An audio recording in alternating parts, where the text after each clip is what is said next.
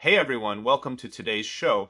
China's diplomacy is falling apart. The world is leaving them behind. Topic: China tries to win over Macron, but gets slapped in the face. Trump signs the Taiwan Assurance Act. Both top candidates in Honduras say they might restart ties with Taiwan. Sanae Takaichi shouts, Japan is back, and teams up with Saudi Arabia to grab rare earths. China's global isolation is counting down. France's President Macron visited Beijing. Xi Jinping wanted to pull him in, isolate Japan, and push China's One China idea to big European countries. But this was just China's wishful thinking. It backfired. Europe knows clearly if Taiwan falls to the communists, America and Europe will lose big in economy and strategy. At this time, China asks the West to pick sides. That's really foolish. At the same time, Trump signed the newest pro-Taiwan bill. This will be the first step for normal U.S.-Taiwan ties. It slaps Beijing hard. Central America is changing right now, especially Honduras. The presidential race is ending. The two top candidates with the most votes say they might restore ties with Taiwan. All China's hard work in Central and South America could vanish. Trump's envoy and son-in-law talk with Putin for about 5 hours on a new Russia-Ukraine peace plan. Putin seems still thinking, but peace for Ukraine might not be far away. The best part is on the Pacific's east side, Japan. Prime Minister Sanae Takaichi seems to be building giant strength. She echoes Trump's anti-communist plan. In this process, China might not find any role to play. They're getting edged out by the world. If you care about this topic, please subscribe to my channel. Turn on the bell and pick all notifications. Don't miss future shows! France's President Macron arrived in Beijing on December 3. He started his fourth visit to China since becoming president. China's Foreign Minister Wang Yi went to the airport to greet him. For Macron's visit, China had special thoughts.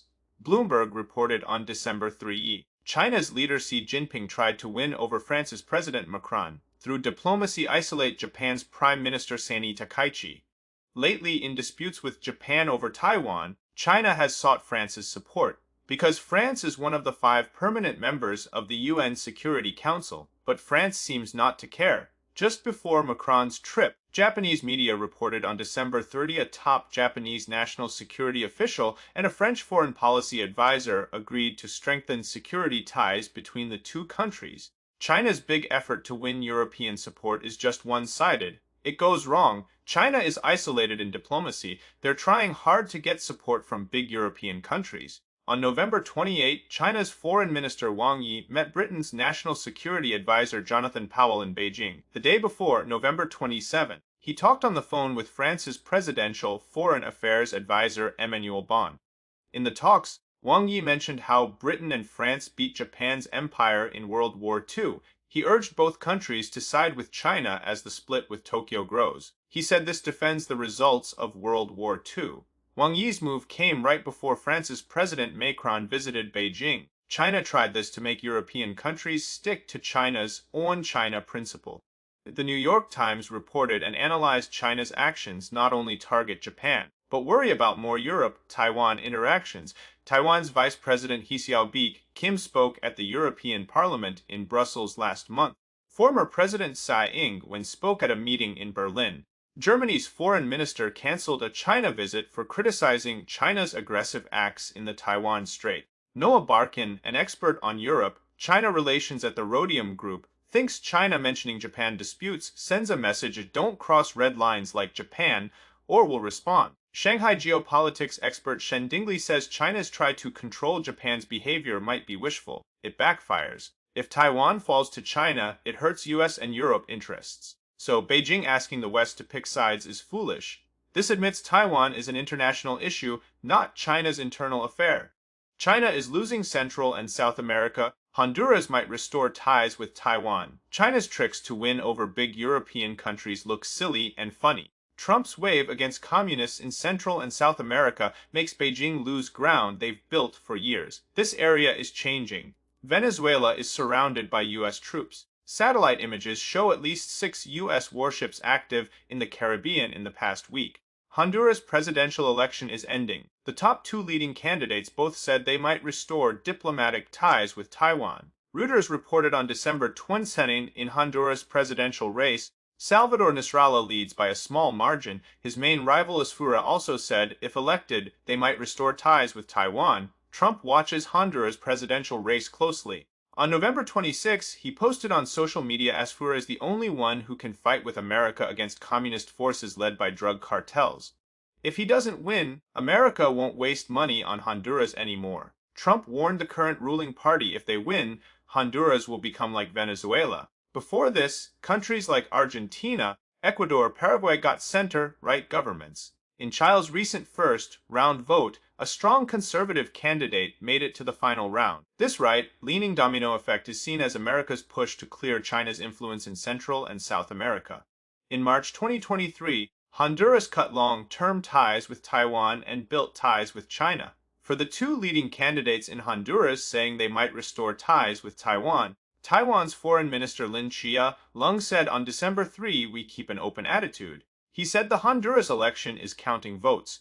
"We'll watch closely." Trump signs Taiwan Assurance Implementation Act. Trump's checks on China are double-barreled. In Central and South America, cut off China's expansion routes. In the Taiwan Strait, strengthen ties with Taiwan. On December 2, President Trump officially signed the Taiwan Assurance Implementation Act. It forces the U.S. State Department to regularly review and assess U.S.-Taiwan relation guidelines.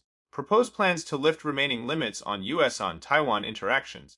The Taiwan Assurance Implementation Act passed the Senate with bipartisan agreement in November. From the U.S. Congress website, this bill changes current law that requires the State Department to review Taiwan interaction rules once.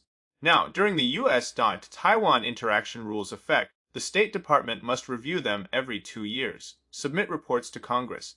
Propose specific ways to loosen U.S.-Taiwan interaction limits. Explain in detail how current rules deepen and expand U.S.-Taiwan relations. One of the bill's sponsors, Republican Congresswoman Ann Wagner, posted, "The bill will strengthen U.S.-Taiwan relations. It sends a clear message of America's firm resistance to China's dangerous attempts to dominate the region." Taiwan's Foreign Minister Lin Chia-lung responded on December 3, the Taiwan Assurance Implementation Act moves Taiwan-U.S. relations normalization a big step forward. In the future, both sides can interact more fully. Taiwan will keep close talks with U.S. Congress and administration.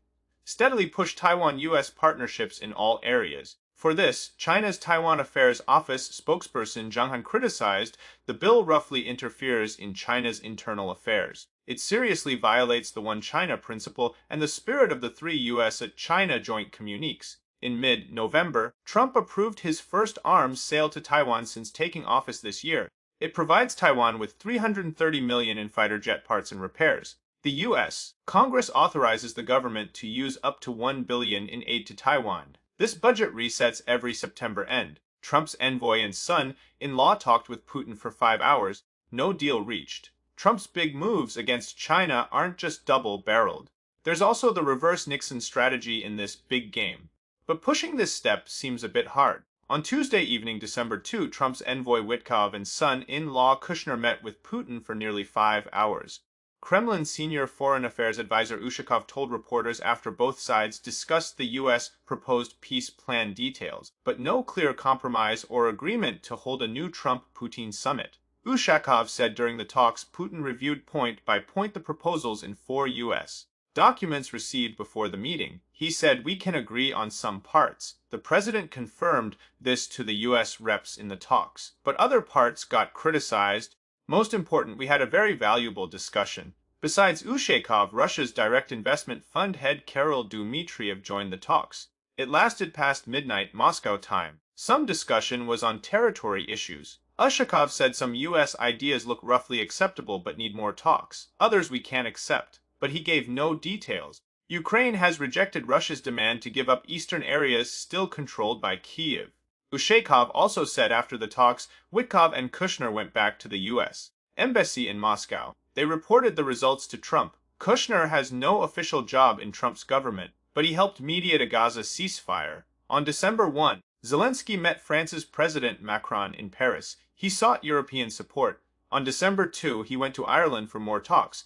He said he'll wait for the U.S. negotiators' latest report after returning from the Kremlin. He expects to meet on December 3 to learn the situation. Zelensky posted on X, "Any deal must ensure Russia won't launch a third attack after invasions in 2014 and 2022. Putin's demand to limit Ukraine's military means Russia can keep building arms after a peace deal while Ukraine gets restricted. Zelensky wrote, "We must end this war in a way that Russia can't start a third invasion in a year." In Zelensky's view, security guarantees from Western countries are one of three key unsolved issues in Ukraine-US talks. Before meeting Trump's envoys on November 30, Putin appeared on the Russia-Ukraine front line. He claimed Russian troops controlled the strategic eastern town Pokrovsk, Red Army City. Kiev denied Russian troops fully control the area. A senior Ukrainian official handling Russian disinformation, Kovalenko, posted on Telegram on November 30. Russian military lies about fully taking cities still in fierce fighting. It's to affect Western negotiators' judgment. He said fighting in Pokrovsk continues. Sanae Takaichi, an attack on Titan, only not fearing war can stop war.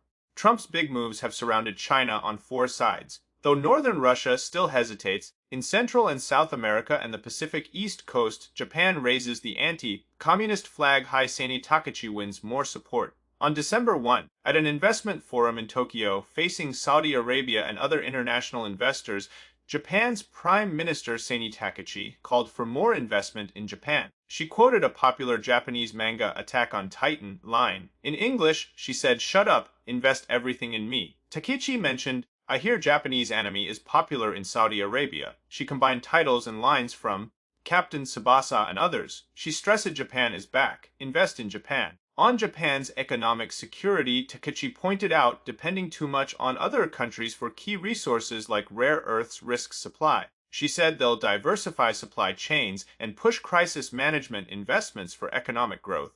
Takaichi said, "We'll speed up work, like cooperation between Japanese and Saudi companies, to promote supply chain ties among like-minded countries' firms." Saudi claims over 2.5 trillion in mineral resources, including gold, phosphates, and rare earths. Takaichi's words come as Japan-China deadlock over Taiwan continues. Before, Takaichi mentioned Japan might get involved in Taiwan, sparking strong China backlash. Rare earths are elements that look plain on the periodic table, but their special physical and chemical traits make them key for many high-tech products: laser, guided weapons, advanced fighters, military night vision, missiles, iPhones, electric cars, wind turbines, nuclear power all need rare earths. Takaichi said, "Our goal is to work closely with like-minded countries worldwide, including Saudi Arabia, maintain and strengthen a free open international order based on rule of law, rebuild responsible global governance." Saudi Public Investment Fund President Yasir Al-Rumayyan said at the forum, "In supply chains and key minerals, Saudi Arabia can be a good partner for Asia, especially Japan." The Saudi Public Investment Fund manages about 1 trillion in assets from oil and other areas. Its mission is to create financial returns through investments, help Saudi move away from oil dependence for economic change. China now dominates global rare earth refining.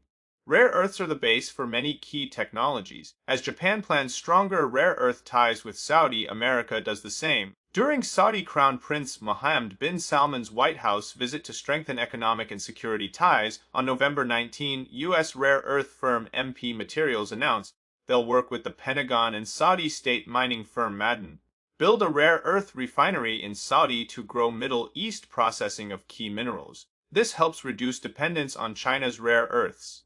The upcoming facility will refine rare earths from Saudi and other places into heavy and light rare earth oxides. These have different uses in business and military. MP says the refined materials will go to U.S. and Saudi manufacturing and defense, sold to allies. Taiwan senior lawyer and self-media person Tong Wengson said in her December 3 show, "Now, anime is a global language.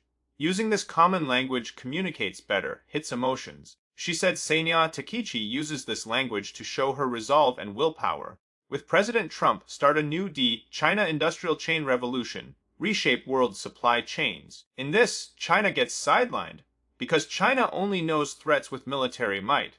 They don't get modern civilized world's common language. Trump uses trade instead of war, uses trade to ease war's anger. Takaichi uses anime to show firm resolve. Invest in me because I'm your most trusted partner. Tong Wengson said, "Trump and Takaichi are the best anime alliance. The stronger this alliance, the safer Taiwan and Penghu, the safer the world." Trump wants the world to do good business, improve lives, no wars. Because Trump and Takaichi don't fear war, they can truly stop war. Welcome everyone to share your thoughts in the comments.